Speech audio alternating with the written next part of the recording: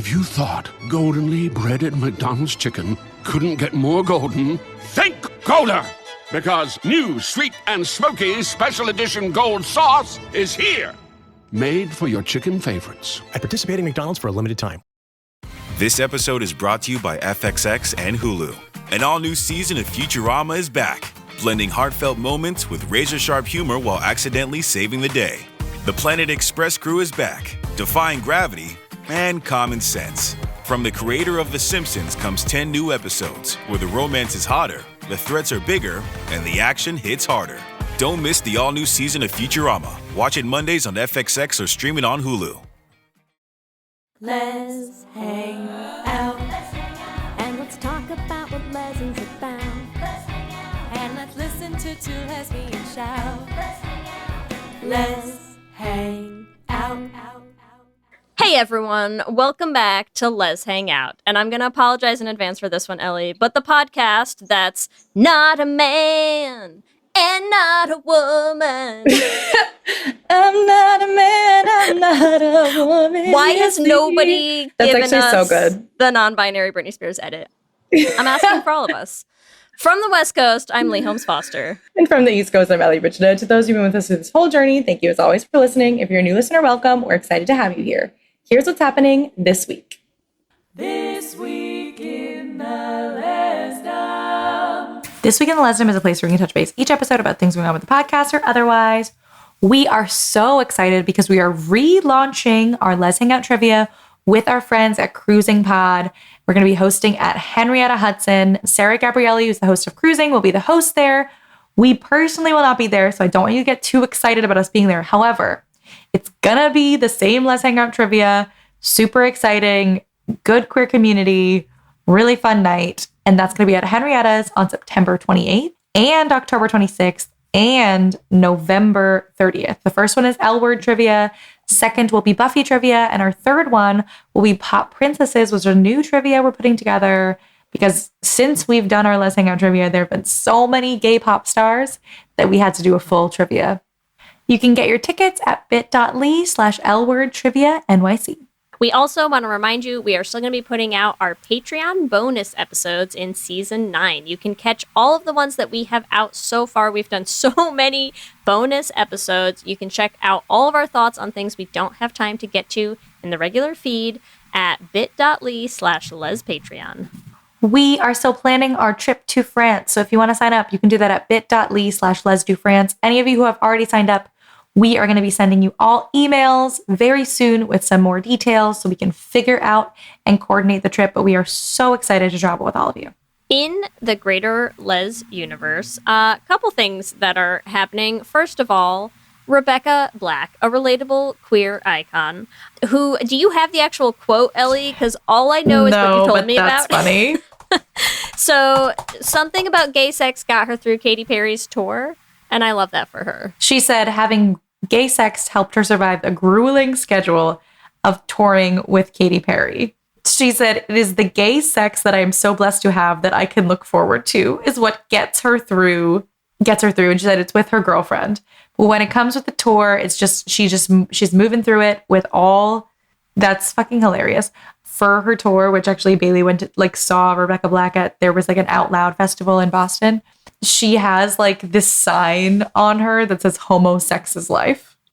I mean, yes, a mood. So her whole thing is very gay church. It's quite funny. So yeah, that's just the quote from Rebecca Black, but I thought it was very fitting. It is. And funny. It's incredible. Of course, the only thing getting us through life in general is gay sex. So true. That's really I mean, listen, the world's a nightmare right now, and objectively, you gotta have something. So you might as well have sex with your girlfriend. To look forward to. That's it. Yeah. Good for you, Rebecca Black. Would like to talk about the WNBA, and this is just funny to me. So Beth, shout out there if you're listening, Beth, one of our horn players for the Femmes. I went to rehearsal the other day, and she was like, "You have to be talking about the WNBA on your podcast." And I was like, okay. And she's like, no, you don't understand. And she's giving me the rundown. She's like, it's like a reality show. She's like, yeah. Some of them are engaged to each other. Some of them are dating each other, but on separate teams. She's like, you need to do a full episode on gay web that it's a WNBA. So If anyone out there knows someone who plays in the WNBA, if any of like the WNBA players are listening right now and you're like, please have me on your podcast, we'd love to have you on the show. And I would love to hear about all the gay drama. Because like, what's gayer than the WNBA? Nothing. So no. I agree with you, Beth. And I'm just like, I'm shouting you out at the beginning of this episode because you're right. We need to talk more about it. Yeah. And you and I are so qualified. That's what I said to her. I was like, we're so unqualified. But like, if she wants to come on, we'll talk about it. That's what's happening this week. Back to you, Ellie and Leigh. Thanks, Ellie and Leigh. We are so excited to bring you episode 2 of season 9, The Enby of All. And we are joined by a very special guest today. We have Robyn Holdaway, who's a non-binary actor best known for their work as Layla in Netflix's Sex Education. They also recorded the audiobook for Our Wives Under the Sea, among others, and are passionate about bringing diversity into the mainstream as an artist and an activist. Robyn, thanks for being here. Thank you so much for having me. Excellent punning. Excellent. Very much enjoy that name. We've described our podcast before as naming wise, it's like lesbian Blues Clues, you know? It's just Leigh is quite good at the puns. Have that in my head for the rest of the day. Yes. Fantastic. It's amazing. Because we're really smart. There we go. Yes. Well, thank you so much, Robyn, for hanging out with us today. You are an actor. You have a shit ton of TikToks. I'm like, what so many TikToks talking about queer representation, pronouns, different definitions for words and all that kind of stuff. And so I would love if you just talk to us briefly at the beginning of the episode, like how you started your TikTok in particular, because I feel like that really showcases like what you are the most passionate about. Wow, that's a horrifying statement. Yeah. So I always maintain I never set out to be a content creator or an influencer or anything like that. I'm an actor first and foremost and a voice actor. And beyond that, I'm also a teacher, and I am very passionate about sharing knowledge, about telling stories.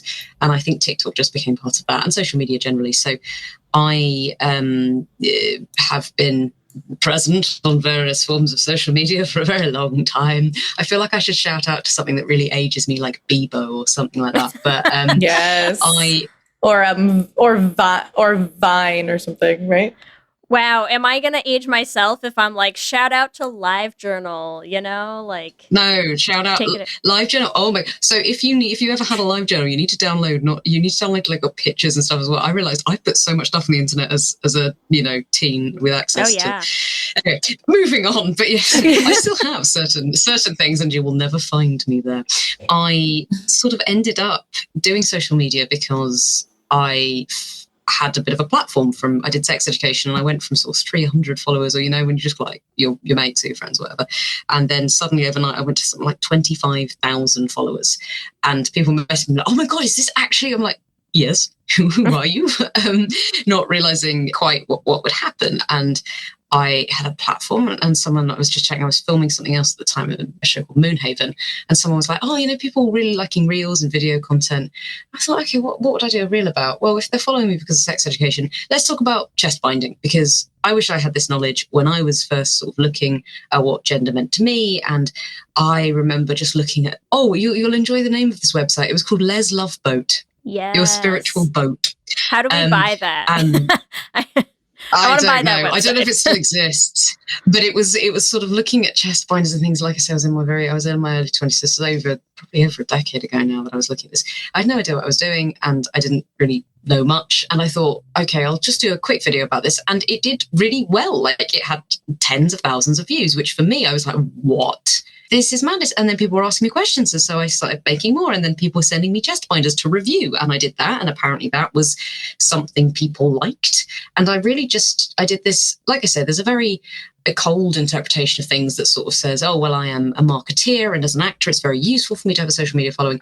But to be honest, I very much stuck by the content I wish I'd had as a younger person, and as somebody who was sort of just starting my journey into especially gender spaces, but also queer spaces more generally, and mental health. It's very much stuff I'd tell to my younger self, really, is how I describe my content. It all sort of spiraled a bit. I did make a tiny bit of money from it, although anyone who's saying they're making money from TikTok, I'm sure some people do with like shop and stuff. It's some months it's okay, but you're not I'm not making 6 figures on TikTok. My God, I'm making maybe my phone bill or something. I don't know. But it kind of kept growing. And while I had, as all actors do, you don't work, so you have a focus. So I started making these. And then my other half, Em, my amazing wife, came and she started making videos with me, and they really took off. I was shocked. Not shocked because she's amazing, but we were getting hundreds of thousands of views, millions of views in some cases, and followers just going up. I'm about to hit on TikTok 200,000 followers, and I can't imagine that. And it's very strange to me when someone says, "Oh, I know you from TikTok" or something. I go, "That's just silly things I do in my spare room. That's not real. How do you know me?" The stuff we ended up making, like I say, it broadened out from sort of chest binder reviews into talking about our experiences with mental health, with the NHS, with healthcare, with me being in a caring role and having chronic health issues, including things like endometriosis. We talk about feminism. We talk about loads of stuff. As you can probably tell, talking, I can do that. And I think a lot of it became educational, partly because I've been teaching for 16 years. So I started teaching when I was 16, I'm now 32. And despite what my face might tell you, but I am, in fact, in my early 30s. And some of the feedback I was getting was that it was very accessible. And this was kind of questions that people didn't feel they could ask anywhere else. So it really grew from there. And I'm really honoured because I still occasionally, I think I got a message today talking about how much the content we have made has really changed people's lives. I'm blown away and so honoured to receive some of these messages, people saying they use the tips that we said about, how to get doctors to listen to you. And for the first time in years, they've got a diagnosis, or people saying, I showed this video that you talked about gender to my mum and she gets it now. And I was just like, wow, that's incredible. Unfortunately, recently as well, recently, in the past month or so, I think I've annoyed someone on Twitter because I've had hosts of really unpleasant comments. Oh, it's just that Twitter's a cesspool now. Don't worry. It's not you. It's not. But they're coming from Twitter to TikTok. They're coming right? from Twitter because I'm not on. It's still just that Twitter's a cesspool now. Don't. Oh, 100%. But it's more. I think I annoyed somebody famous in sort of anti-trans, anti-queer spaces who has then sent people my way. They've, posted a video that I've done, and suddenly I've got username bunch of numbers saying things where I'm quite used to actually having very positive comment section. Which is funny because the turfy crowd are usually so hard to upset, They're usually so so calm and even keeled. Yeah, so reasonable. Oh my gosh.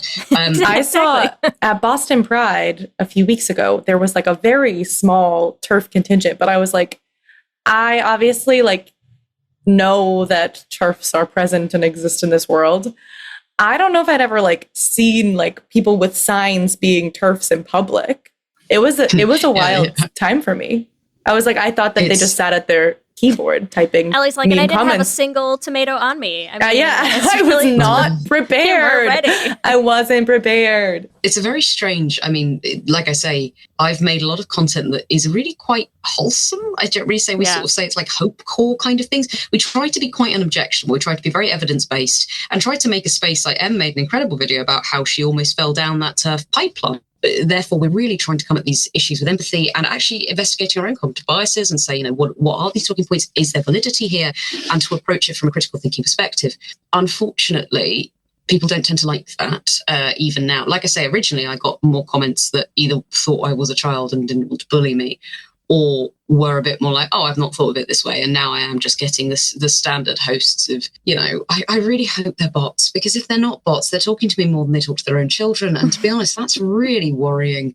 If you feel the urge, if you see something on social media that makes you so outraged, you have to comment, and you don't just scroll on. Obviously, if someone's peddling misinformation loudly and dangerously, but if someone's just explaining the meaning of a word or an experience or doing something silly, please, my friends, you don't have to add to my engagement. You can just scroll. It's really the touch grass stage of where we're at with social media is 100% correct. But yeah, so tell us a little bit about, because the thing is, Ellie and I mean, obviously we talk a lot on the podcast in a general sense about the importance of representation sort of across the board, right? As someone who has had the opportunity to be non-binary representation, both in filmed TV show media and in like the social media spaces, like educating people.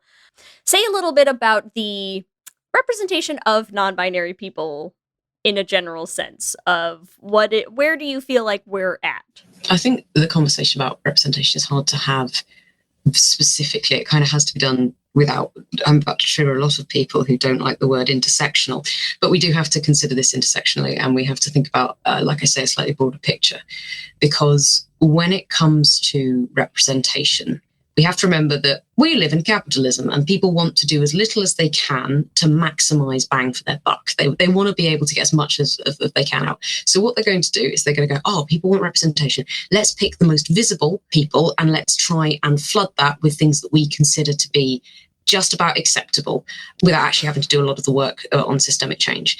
That is to say, like, you might see more representation, for example, of people of color in acting, but you might not see it in the writers' rooms, you might not see it in production, you might not see it in going up through there. And I've talked a little bit about this before, about the sort of the way that things like racism and transphobia and homophobia still exist within the industry as it becomes a little bit more covert. And all this being said, we sort of also have to have a conversation about accurate representation versus idealistic representation versus, you know, what we've currently got. And it's all a little bit of a mess when we talk about representation in the arts. So sorry to take it big, broad, you know, we have to create the universe before we make an apple pie or whatever quote I've just butchered. It's okay. Could we actually dive in on what you just said? Because I find that like the accurate, idealistic, and where we are now, because I do find me and Leigh talk so much about representation, particularly in the media. And I feel like that's a piece we always come to is like, for example, today is the premiere of Queer Ultimatum. Yes. It's coming out tonight. Wow, we're starting at the peak. Yeah. We're really starting up here. But my point is, like, I do find it interesting because people are like, oh, well, I don't like this representation because it makes us look bad, right? But like, is it accurate?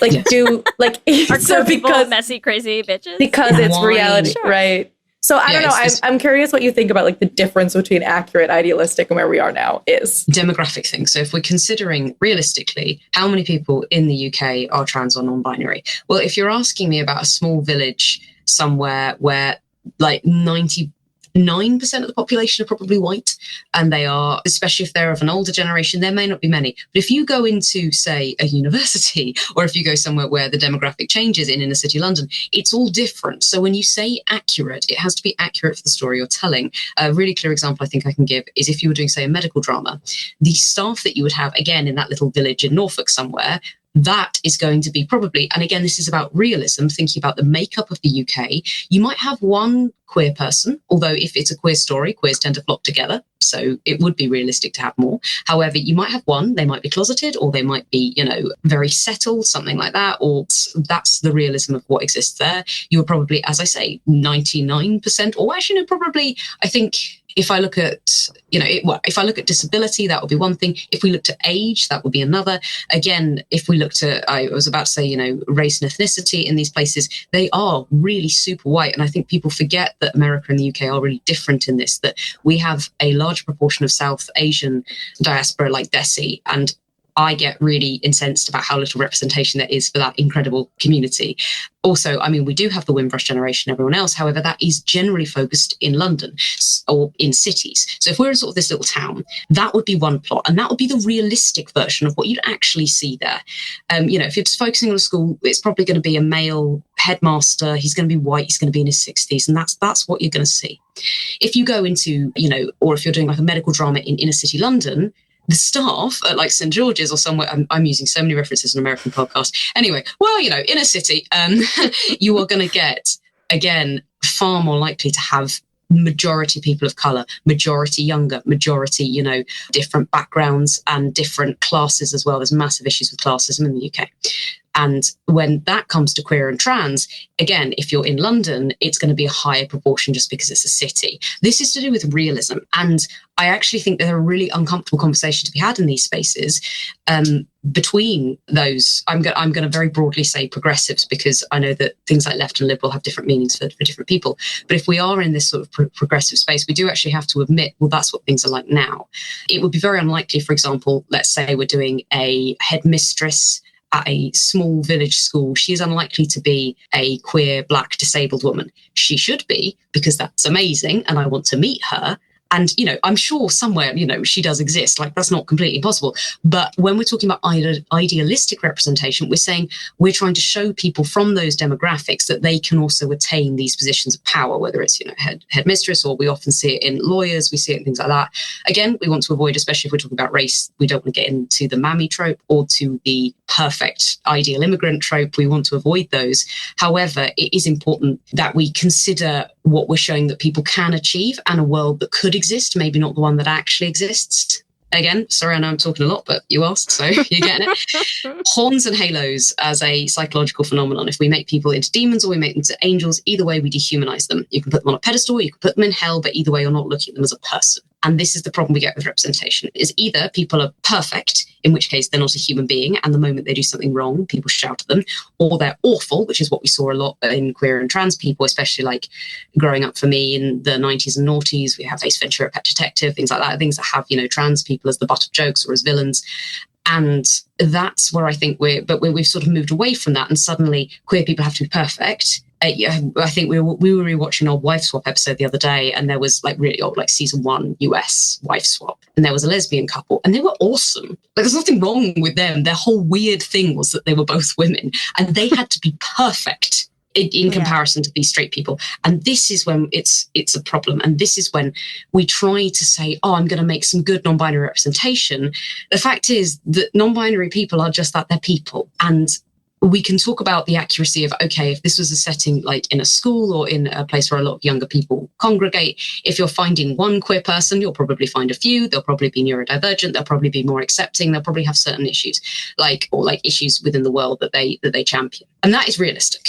And people say, well, there's so many queer people because we hang out. If you're focusing on, you know, say a football club in the UK, you're probably less likely to find out queer people because that's a struggle. And we have to balance all of these things when we consider representation. So my general thing is write the story and write the people.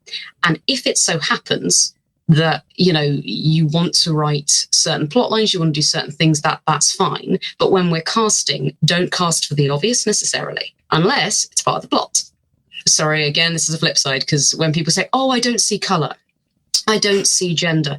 Yes, you do. And actually, if there is a plot line with a young gay Black man, that's a different plot line from a young gay white man. Like, they have different nuances and require different levels of storytelling. And when we ignore protected characteristics, whether it's, I'm using ethnicity a lot because I feel like it's going to be easier for people to relate to sometimes than transness.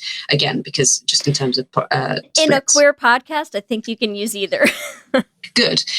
Well, yeah, so that's where all the difficulty comes, because you have to acknowledge that people's identity does play a part of storytelling, but don't let it be the most important part and the only part, because otherwise you will end up tokenizing. And you will end up doing the thing I mentioned, which is, oh, put all the really visible queer people at the front, but make sure they're not fat, make sure they're not, you know. We want them to be hot. We want them to be, we want all of our gays to be hot femmes, and you know, that's. Or in my case, a skinny white twink with an undercut. I know what I look like, and I know that I personify. And again, I personify a lot of what non-binary means in the media, and this has sort of become a little bit of an issue for me because I will age, and that's terrifying because I don't know what older non-binary people look like. I will hopefully do it publicly in the sense that I will keep getting work, but I don't know who do I look up to? Tilda Swinton? I mean, I'm not sure, you know, that I mean that in the best possible way, but I'm there going, what does aging look like for someone like me? Because we don't conceptualize it yet. But also my goal is, yes, I will be very palatable. I will be everything you expect, because that way I can then be like, oh yeah, and here are my friends. And we have to open doors. Mm-hmm. It's really hard to go in. You have to play to some degree the game of the industry, but that's a different conversation, and I've already ranted at you for like 10 minutes. But so no, I hope but you that know was what, helpful. though? Honestly, it was everything I wanted and more. I love, first of all, a couple of things. I have so many things I want to say right now. Number one, it is important to me that all of our listeners know that Robyn is having all of these extremely coherent, clever thoughts at what is essentially like 1 a.m. their time. So that's incredible. Two, I feel like Ellie and I are just going to be like, and now a 4-hour episode we're going to hit tomorrow for you, because this is the stuff we could sit and talk about forever. Just to get to like some of the real stuff that you said, I do think it's interesting too, because I feel like sometimes as a person who, very similarly to you, I think is like what I have often described myself as like a tiny and offensive gay. You know, I'm like, I'm tiny, I'm small, like I look much younger than I am as well. I know all of our listeners can't see Robyn, but they and I are going to go like absolutely kill it at some like high school house parties later sometime together. And we're going to have a great time fitting right in. But like that is how, when my wife and I got married, we used to talk all the time about how we were like your perfect gateway gays. We were like your starter gays, right? We're like, you're the gays you bring home to introduce to your like slightly conservative leaning parents who don't know how they feel about lesbians yet, right? And that is a real Oh, that is so important. role. That's part of what, when I deconstructed, I want to make change in the world. How do I do that? Well, I'm not going to become a politician, partly because I'd be terrible at making the decisions that I think often have to be. I don't want power. Also the speeches. I think those would be a real struggle for you, you know? Maybe the speeches, but yeah, no. But what I wanted was the power to influence people's like actual, not like their purchases, but the way they think, and being able to be a safe non-binary person and being visible as a queer person is so important, because you might be the first experience someone has, and it's a lot harder to dehumanize people when you're like, oh yeah, those dangerous trans people. Oh, but Robyn's trans, and Robyn's just, right. Robyn. When you're a person, it's harder to take away your personhood. And as you say, it's so important to be that safety. I think there was drag is really common in the UK for pantomime and being like panto dames. And we had a Dame Edna, not an entirely unproblematic person, but brought drag into the mainstream TV. And suddenly this was in everybody's TV screens, and would just watch this person. And it was a lot harder to kind of take away the rights of someone that so many people really resonated with and liked. And I think when we talk about all these different elements of activism, yes, there are some people trying to burn the system down, full respect to that, but some of us do work within that system to be, as you say, introductory. We're safe. We do the emotional and the cognitive labor of explaining our life to people. We are visible, and we take the punches that maybe the baby gays aren't and shouldn't. They should never have to take, but they're not in a place to. So yeah, I agree with you 100%. But the other thing that I love about what you were talking about is I feel like, Ellie, you and I talk a lot on the show about, I feel like when we watch shows, movies, whatever, like anything that we're dealing with that deals with queer rep these days, I feel like we're always sort of having two discussions about it, right? Because you're having the discussion of like, what does this representation mean and how is it being experienced and consumed by queer people?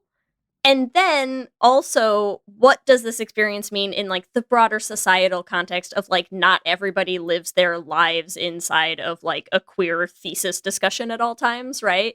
And they're both like completely real, valid ways of like interacting with the media that we get, right? And it's hard when you're a queer person doing both. Because you're like, sometimes we're having like that exact same split in terms of like, yeah, like sometimes when I watch a show now, I'm like, I don't even care if it's real. Make them all gay. Make everyone gay.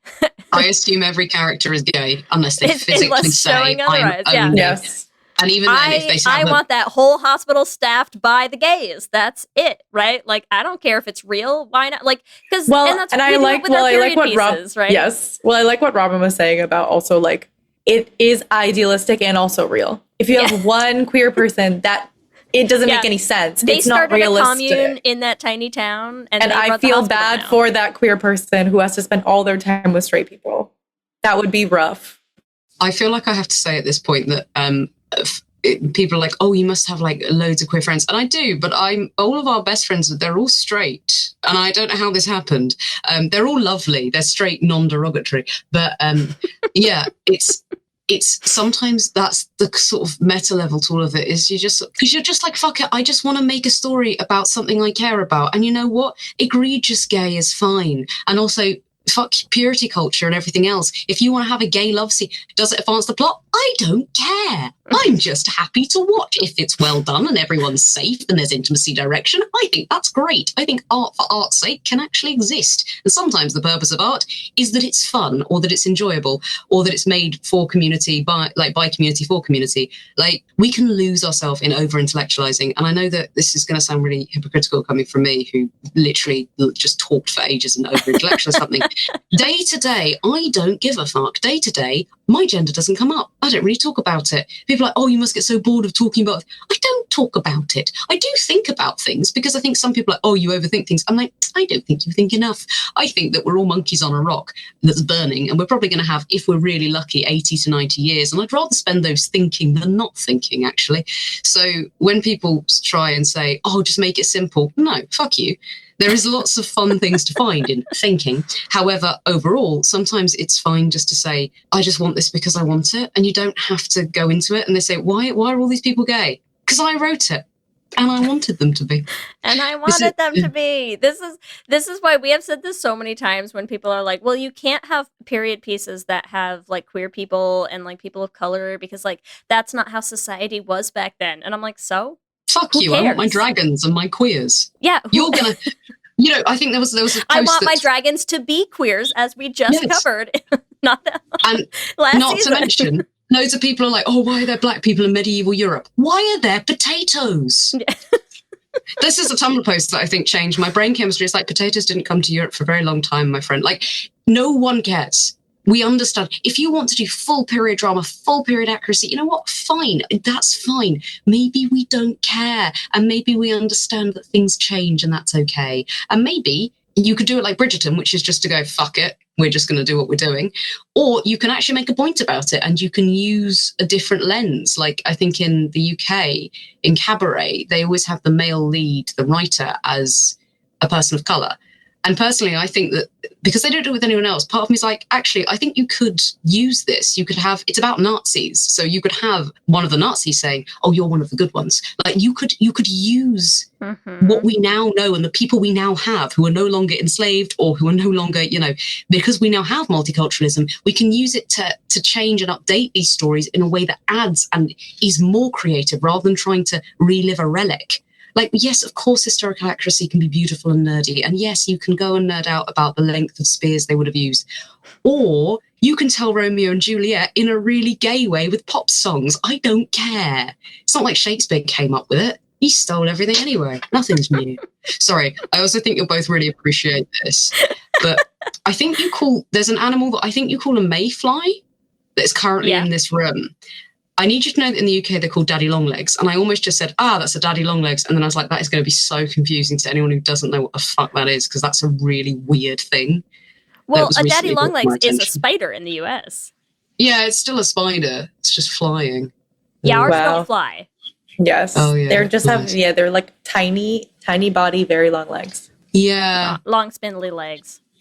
Yeah, that flies. Listen, I'm going to use daddy long legs as a excuse to say, let's take a quick break.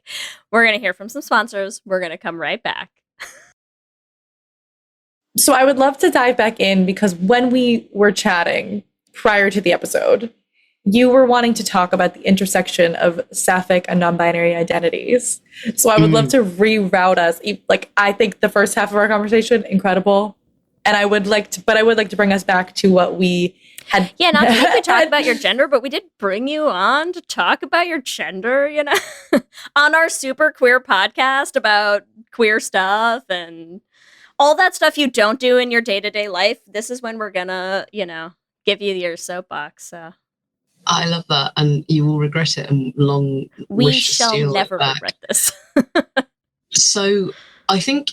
This is so poignant, actually. It's relevant because very recently did a video about what does the word sapphic mean. I made that with my wife, and to be honest, we literally were looking at sort of trending things, and you get a TikTok trending thing, and someone was like, what is sapphic? And we're like, we can answer that probably. We just did this little video saying sapphic is essentially non-men who are attracted to people who are not men. But this is generally the thing we explain in the video is that people with some connection to femininity, it might be their body, it might be their identity, it might be, other things. And we explained it. It was, I thought, really not contentious. Like, I didn't even think it would be a lot of, because sapphic is a word. And then you met lesbians? Is that what?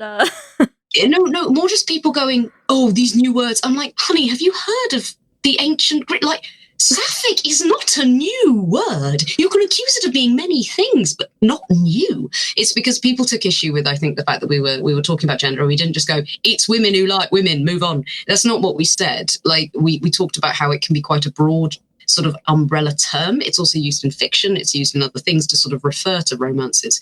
And because we said, it includes non-binary people, of course, that's when, like I say, slews of hateful comments. And I'm just here going, I was really surprised. I thought this one would go sort of, I thought it was quite accepted, the idea of what sapphic meant, but apparently not. Yeah, I can continue, but I figure you. Yeah, well, and I also feel like as a lesbian podcast, I watched that video, and I agree, makes complete sense. No comments, no complaints. I really appreciate that, because I started to go mad. I was like, what? We weren't even particularly like overly. No one said women must love people if they have a dick. No one said that. Like, yes. I think, like Leigh said, TERFs are gonna TERF, and also probably other just like people who like gay people. But I feel like this goes beyond TERFs, Ellie. I think this is sometimes like, listen, no hate on the lesbians. I love lesbians. We are lesbians, but like sometimes lesbians they get cray about this stuff, and like they get very gatekeepy about words that like there's a huge portion of the lesbian community that I would say doesn't even necessarily count as TERFs, but still is like. But I think the interesting thing about it is like, I feel like, at least in my friend group or like people who are queer around me, that like bisexual women or like people who are more like want to use sapphic I feel like sapphic is a more gender expansive term. Yes. Yeah. So it is sort of interesting that lesbians would come for it, because it's not the word lesbian. Like the reason that you're using sapphic is to say something different, be right? different. Yeah. So it is just interesting to me. And I mean, Leigh and I discussed this a lot. Like, lesbian also is a gender inclusive term, even though people want to really. We mentioned this in the video. We were like, there is space within all these terms, and it means, like, and again, we said it means different things to different people. If it helps you, keep it. If it doesn't, throw it away. Like, it was more, to be honest, because I think people would see sapphic romances, and it's just what that means. But I was thinking a little bit more about it, because obviously I was getting so many sort of random people being very strange in comments, and I thought about it, and I was thinking, okay, what do we mean by the feminine attracted to the feminine? Because there is the masculine version is Achillean or Achillean, I'm not sure how we'd say it, but Achilles basically. And I thought, fantastic word, using that more. But it was really interesting, because I started to think about it, and I started to go, I think sapphic can definitely refer to sexual relationships, and romantic, especially romantic sapphic attraction, is something quite specific. Because actually I think that when we talk about crushes, and especially like straight women having crushes, that is still a sapphic experience. And actually it's more to do with intimacy for me. So if you have a really intimate platonic relationship with somebody that is rooted in the feminine, in whatever that means to you, for me that is sapphic. In the same way that, as somebody who is non-binary, experiences my gender in different ways, I am more on the masc side. So for me, I'm not sure my relationships are particularly sapphic. People could describe it, especially to do with the history of when I met my wife, it would have been sapphic because we were 16, I was identifying different ways. But now I feel like I have more, I understand that sort of connection to the Achillean, or however we're saying it, in that sense of, I think people who aren't queer might understand more that sense of sisterhood or brotherhood. That connection, I think, sits there. That's the sort of platonic version of what we mean. Because this idea, again, of people have accused us, and in general, I don't know, the nebulous queer community idea of this amorphous hive mind, that we have stopped, words don't mean anything anymore, and we can't have protected characteristics. Like lesbian has to be legally a protected characteristic, because obviously you experience discrimination, things like that, and you'll make it too complicated. People said that a lot, and I was like, it's always been complicated, honey. It's just we made it simple for straight people. You just weren't part of the conversation where we were talking about bears and otters and, you know, femmes and lipstick and studs and stone tops. But you just weren't there when we were talking about this. Fair play. But we've always had labels and subcultures within the queer community. And sapphic, actually, ironically, I think is less of a subculture and more of a bracket identity.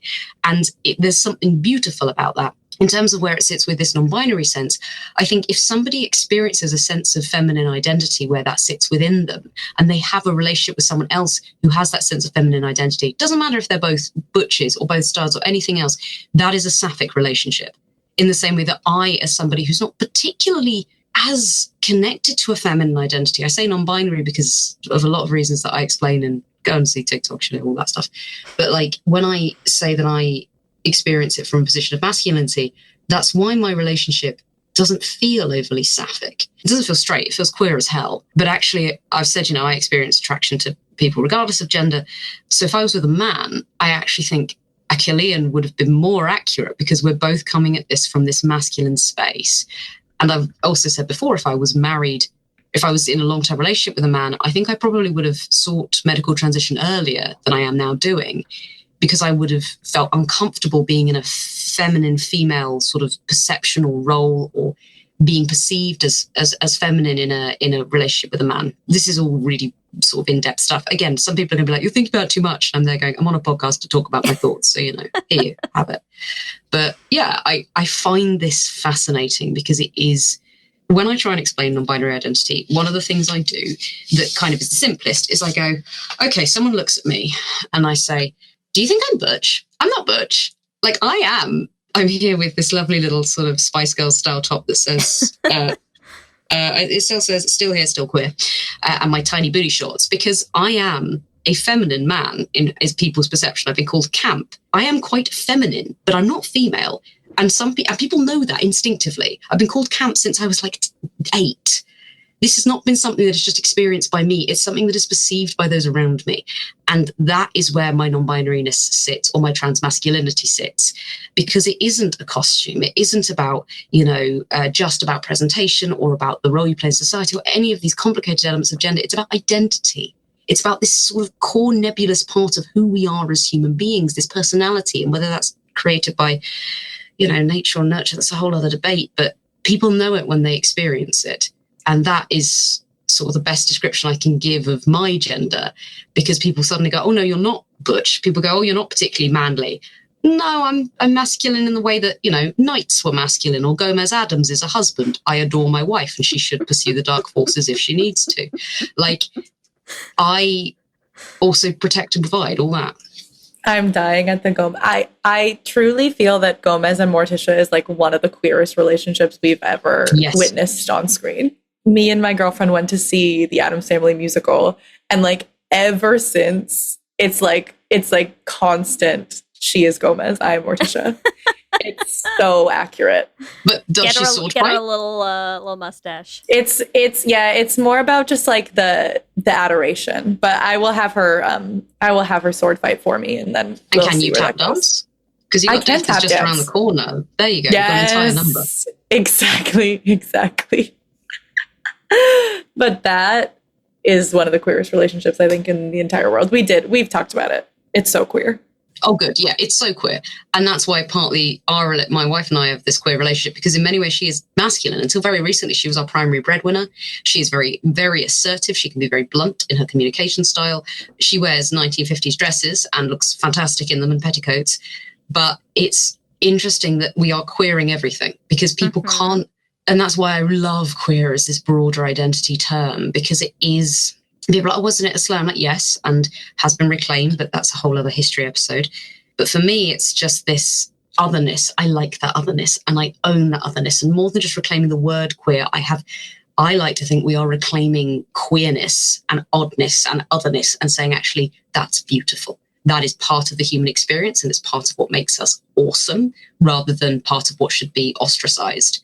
People are frightened. People are frightened of the things that are different. And I think there's a wonderful, I always forget their name. They are, I think, a non-binary or trans femme, incredible speaker. They are a person of color, and I can't remember their name, but they do say a bit that I'm horrifically misphrasing here, about how queer people and trans people and non-binary people force cis het people who have never considered that element of themselves, who have squashed it. They have to see the elements that they've destroyed within themselves. And they are faced with another way of being. And for many people, that is too heartbreaking to comprehend. And that part of themselves that was so weird and that they thought they had to crush in order to fit in and to be loved. If they see someone else being loved and not having to crush it, they get angry. Why did I have to crush it and they don't? Or they get sad, or they accept it and they go, oh, wow, isn't that wonderful? But that unfortunately is rarer. But you know what I love about that too? Because I think, I feel like that quote and that idea is a thing that I've seen a lot. And I see people sometimes get really worked up at the idea that the implication is somehow like everybody's gay, which, like, listen, do I think everybody's gay? Yeah, sure, of course they are. But that's not the point. I think people get upset about it. That's not what I think it's saying. I think what it's getting at is this idea that I think sort of also tinges a lot of the discussion that we're having right now, which is that so much of queer identities, queer discourse, queer language, it is all this reaction to and reflection of the pervasiveness of comp het in every aspect of our lives, right? And so it's like, it's not just saying like, hey, you look at a gay person and you get mad because you're a little gay. It's like, no, like maybe you just see a haircut you never got to have. Maybe you just see a shirt you never got to wear. Maybe you just see a way of like holding your body that felt out of reach. And like, that doesn't have to mean anything different about your gender, about your sexuality, and it doesn't mean anything of, like, none of those things have to change for there to still be so many things that we have tied to them and forced on people this idea that these things are inextricably connected and linked, and one implies the other, and one means this and one means that. And it's like, we've put all of these crazy, insane boxes around things ourselves, and now you're watching like language and identity and understanding and like the way that people perceive and understand themselves shift in ways that somehow suddenly contain nuance and gray areas and beautiful mucky bits that we can all roll around in and say, hey, who fucking cares anyways, right? And the response to that being like, wow, you've really made language complicated. I'm like, you really made language dumb first. So like, don't blame us. Oh, thank you so much. Yeah, 100%. And it really annoys me when people just don't want to pick at things. I'm like, don't you want to understand more? Aren't you fascinated by the universe as it exists? Aren't you curious? How on earth there's again, I don't know if it's Doctor Who or Terry Pratchett, but talking about how could you be bored? I mean, yes, of course we all get bored, but like there's so much cool stuff. You have the combined knowledge of humanity in your pocket. You can go Google what a raccoon dog is. Yes, I did just listen. I'm not going to shout out to the other podcast on a podcast, but yeah, I did just listen to a podcast that was talking about that. And you can just do that. I feel like I need you to know you should let people know what podcast it was for the people who are immediately going to go, how do I find the Raccoon Dog podcast? Oh, so, it wasn't. It was the If Books Could Kill, talking about the Lab Leak. It's the bonus episode. Excellent. There you go, we love those. There you go. And they were talking about, yeah, okay. And also if you want to Google raccoon dogs, yes, they are dogs that look like raccoons. And yes, I love them. We haven't talked about this yet. Is it more raccoon or more dog? Kind of both. I can't really describe it. You'll have to Google right now. Oh, those are crazy. Yeah. What? Oh my God. I have a friend who would love this. I also do want to say, just like to reiterate, I agree. How could you ever be bored? Like, I do feel like it's fun. It's just like more fun to ask questions and talk about things. Even if when you're talking about this thing, you're like, okay, I just said something that, and maybe that actually makes no sense, but now I'm going to figure out why that makes no sense. And like, you know what I mean? You don't have to be right. And yeah, but it's just interesting to talk about these things and like see where you land. And we should be wrong, and we should be able to. This is something that, again, I know is a problem in all spaces of political discourse, especially, is admitting that we're wrong and accepting when people say they're wrong and change. Like I have to believe that people can change, and I do believe that, and I have opinions about the criminal justice system and what we should do and stuff like that. But when we're talking about these things, maybe in 10 years, I will have a completely different opinion of the stuff I'm talking about now. Isn't that wonderful? Isn't that great? But I do have an opinion now, and it's as evidence-based as it can be. And I will apologize when I get things wrong. And I enjoy, constructive correction in like comments and things, because then they're going, oh, great, that's made me better as a person. And yes, sometimes feedback is hard. I'm not saying I take it well, especially when it's like things that I really care about, like acting. That's really hard, and rejection sensitivity is real. However, in general, like we want to get better. We want to learn more. And I think there's a real fear of saying we're wrong, especially in these big public forums and spaces, and this fear of condemnation. I mean, in the real world, again, I need to emphasize this. One of my biggest things I say to people, if they come at me with, oh, did you hear this thing? This thing is happening. I said, did it happen to you in real life? And was it an adult? Like, if someone's saying to you, if someone got mad at you for getting their pronouns wrong, did that happen to you in the real world? Did you hear about it? Or was it a literal child that would also get mad at you if you said that their favorite singer wasn't good? Like, it's people get so het up about things, they this imagined worry, and I think that's what a lot of this boils down to. Is they're going, oh, they people who hear this, they're like, oh, you must be really stressing yourself out with that. Not really. I think it's just interesting. I talk to my wife and we have cool conversations, and have done for the past 16 years, and I haven't got bored yet. So yeah, continue having conversations, please. And that way we might actually progress as a human race, before the heat death of the universe, or indeed nuclear war. You mean next week? Is that fingers You're crossed. Both sweating a lot through this episode right now, so yes. I don't know. Yes. I feel as though that's a really good place to like wrap up and head into our Q&A. Q and gay. Question number 1. What kind of rep do you want to see more of? A, idealistic, B, realistic, or C, somewhere in between? Somewhere in between. I'm really on the fence. I think that it depends on who's writing it. Is it going to be done well? Because if people... terrible representation, maybe not. I think I want to see more of the fuck it, I want to make this fun representation. Yes, thank you. Okay, question 2, which I'm very excited about because it is our first, I think our first ever open-ended, not multiple choice question. So open-ended, describe your gender in 3 non-gender related words. Can I do 4? Because one of them is like, so I'd say knight with a K, soft, and fairy prince. Nice. That's very good. Leigh, what's yours? You asked the question, Leigh, and you have to answer it. I didn't think through an answer for myself, Ellie. I just wrote a question down. Okay, I will say, you better be thinking of yours because I'm turning it around as soon as I'm done. Okay. All right. I have mine. And it's just... it's glitter unicorn overalls. That's it. Nice. My entire gender. I suppose I could have just said torture the cinnamon roll. That's 3 words, and that's also my casting type. Okay, wait, say yours again, Ellie.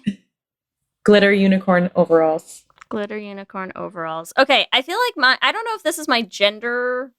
No, I don't know if this is my gender. This is just me, my current state of existence right now. I think I would describe myself as tiny dad mom. Yes. Tiny you dad are a tiny dad mom. Yes. Mm-hmm. Yeah. I see it. You are a tiny dad. It honestly captures a lot when you really think through it, I see it for you. It's yeah. in there. It's like the zip up is giving mom, the undershirt is giving dad, and you are tiny. But it's like explaining to people the difference between a they, he, and a he, they. It's the difference between a mom, dad, and a dad, mom. They are different. They're different. Yes. And we all understand the difference. So different. That's amazing. All right. Question number 3. What kind of gay are you? A, starter gay. B, comfort gay. C, advanced gay. Or D, in your face gay. I'm a comfort gay. I've been told that before. It's clear. You're my comfort creator. There you go. There you go. Okay, question 4. What type of attraction resonates most with you? A, sapphic. B, Achillean. C, both. Or D, neither.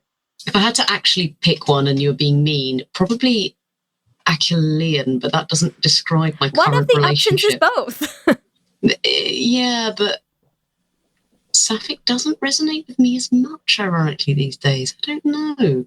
We'll say, or as the guest, both. you can write your own in. It's all allowed. Can we have whatever the version of like Gomez? We just said Gomez Addam. Yes. Gomezian. Yes, you're Gomezian. Which is to say, a Gomezian. I think it's to do with like adoration is kind of one, I think, but not in a bad way, not in a weird way, more in a sense in of... an Addams way. We get it. Yes. Yeah, honestly, Gomezian needs to be a thing. Gomezian, in a way that is to say that words aren't...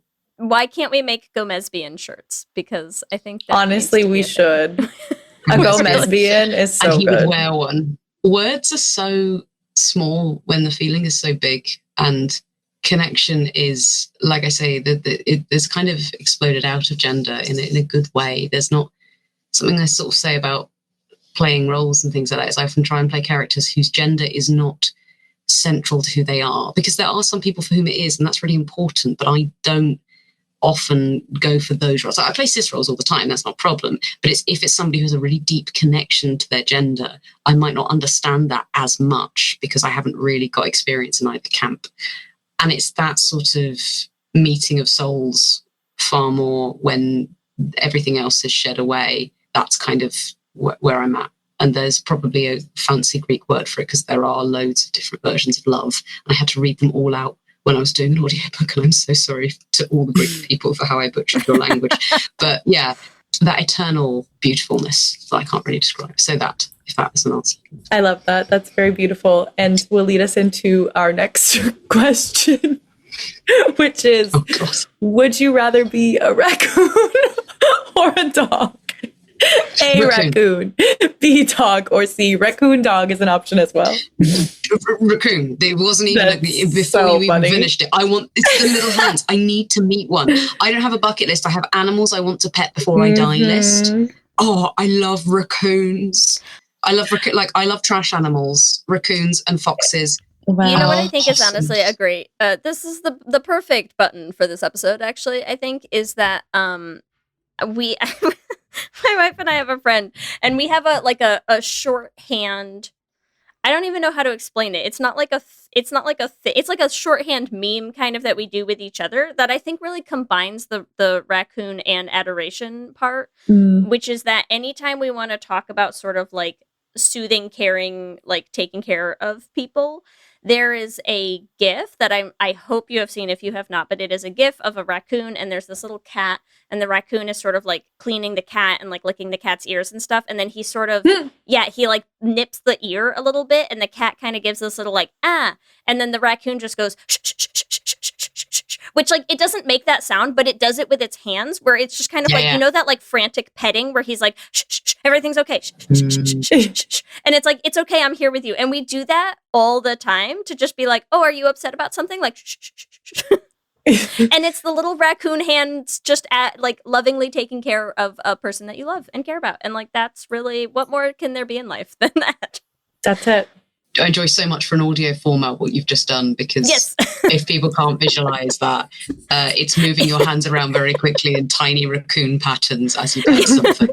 While making something sounds that a raccoon doesn't make, but I am now making everyone try to do it on your own. If you are in your car, just be careful. Like don't take your hands off the steering wheel. Okay, it's good. You can all picture in your minds with me. They get it. They can hear it. They can see it. They can hear it. They can see it. It's totally, we love a visual gag on a podcast. Amazing.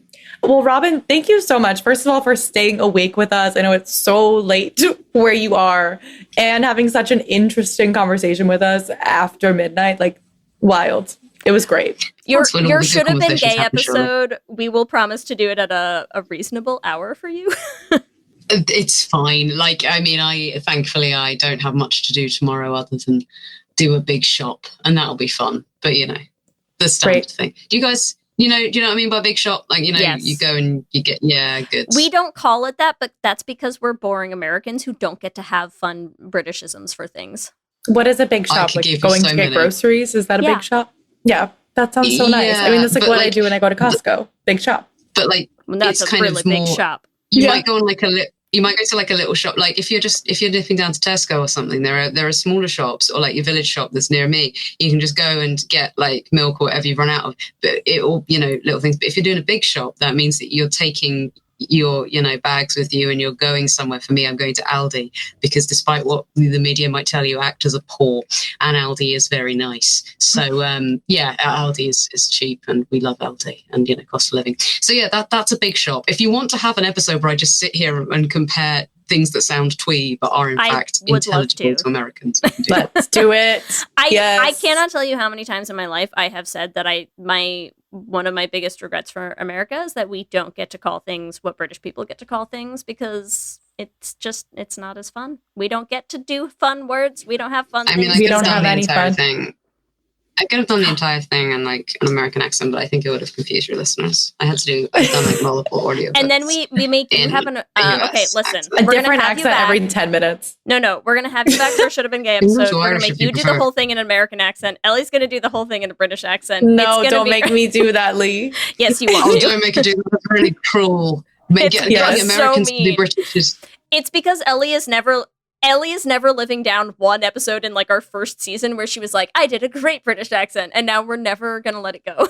I did a British accent and somebody commented that it was good. That's all I'm saying. That's all. But I don't think I could hang. I couldn't hang for the whole episode. I go in and out. Which very British inconsistent accent? Don't ask her that. There's no answer. Couldn't tell you. There's no answer to that. The thing I'm going to say is for your, just to save you a little bit, it's genuinely harder for American people to do British accents because they're more muscular, and you physically haven't had the sort of muscle strength to do it. Not in a bad, like we say American accents are we don't have any lazier. understanding of regional differences, which is why it's very funny. We are literally exposing my kids to their very first season of Great British Bake Off right now. And it's very funny watching my kids interact with not just British accents, but like a collection of different British accents, and having them sort of like notice that they're there and that like people are saying the same things and sounding different from each other. And I'm like, I love this so much. It's really funny because, obviously there are differences in American accents. I had to, when I was deciding an American accent from the one that suits my face, I have to go to kind of West Coast. I go Californian because it looks and it sounds a little bit better. Whereas if I just change my British accent to an American accent, I talk like this. I've been told, basically, it sounds very masculine. It sounds a lot older than I look.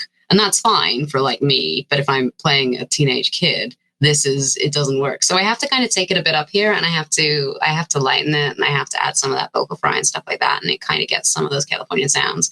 And no, I'm not going to do Midwestern. I'm not going to do, like, a Boston or, like, a New York accent, because that just sounds odd on me. I can take it to, like, but again, if you're going to learn a British accent, learn RP, because that's the standard. That's what I've got. Don't try and learn a London accent or something like that, because it will you'll upset people, because you'll do this sort of accent and people are like, that's a South London accent, not a North London accent. And we get very protective. See, whereas Americans, like, honestly, unless you're doing like a Southern accent, no one would even care. Like, no one would even notice.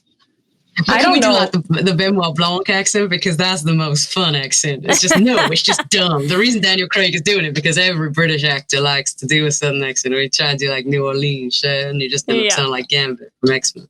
It's great. This is such a beautiful thing. I also have so much homework to do. I feel I need to learn these accents, but I also was dying when you did a Boston accent, because I'm from Boston, and I don't really have a Boston accent, but my family has very strong Boston accents.